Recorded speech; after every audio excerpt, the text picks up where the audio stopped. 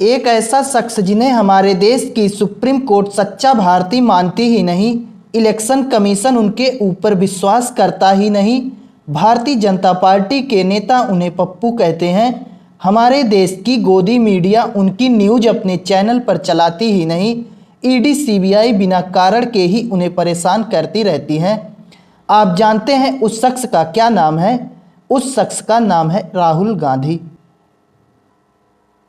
हम उसी राहुल गांधी की बात कर रहे हैं जो Narendra Modi, Amit Shah, supreme court, election commission, गोदी मीडिया, ईडी सीबीआई से अकेले लड़ रहा है।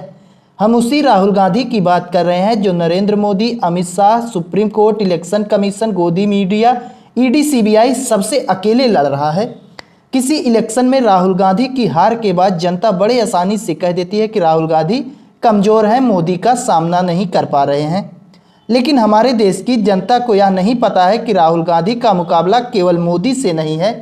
राहुल गांधी का मुकाबला सुप्रीम कोर्ट, इलेक्शन कमीशन, गोदी मीडिया, ईडी सीबीआई सबसे है।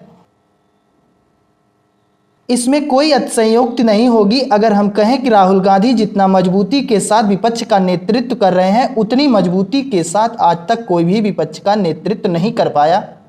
अगर हम कहें कि राहुल गांधी जितना मजबूती के साथ विपक्ष का नेतृत्व कर रहे हैं, उतना मजबूती के साथ आज तक किसी ने भी विपक्ष का नेतृत्व नहीं किया है, तो इसमें कोई अतिशयोक्ति नहीं है।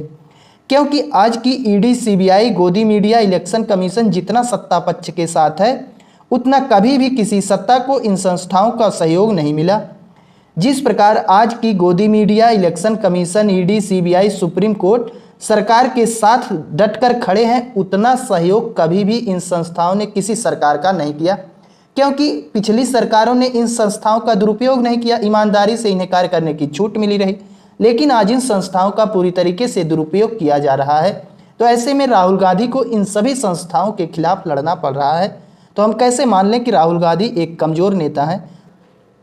हमारे देश के प्रधानमंत्री पूरी तरीके से इन संस्थाओं का दुरुपयोग राहुल गांधी के खिलाफ कर रहे हैं।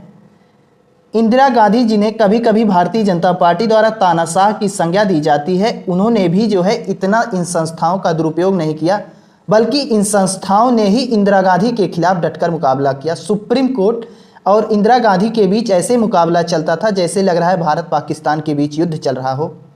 सुप्रीम कोर्ट उस समय इंदिरा गांधी के खिलाफ सख्त एकदम खड़ा था। इंदिरा गांधी कोई फैसला लेती, उसके तुरंत विपरीत सुप्रीम कोर्ट का फैसला आ जाता था। और आज वहीं देखा जा रहा है कि सरकार का पूरी तरीके से सुप्रीम कोर्ट भी सहयोग कर रहा है। सुप्रीम कोर्ट ने यहाँ तक कह दिया कि राहुल गांधी सच्चे भारतीय हो ही नहीं सकते। तो ऐसी स्थिति में अगर आपसे कोई कहे कि राहुल गांधी बहुत कमज़ोर नेता हैं, तो उससे यही कह देना राहुल गांधी नहीं बल्कि हमारे देश की जनता बेहद कमज़ोर है। हमारे देश की जनता इतनी कमज़ोर है कि वह अपने अधिकारों की लड़ाई तक नहीं लड़ पा रही है। उसके अधिकारों की लड़ाई भी राहुल गांधी को लड़ना पड़ रहा है। इलेक्शन कमीशन, निर्वाचन आयोग ने जो है लाखों लोगों का वोट काटकर फेंक दिया। हमारे देश में कहीं जनता ने कोई आंदोलन नहीं किया।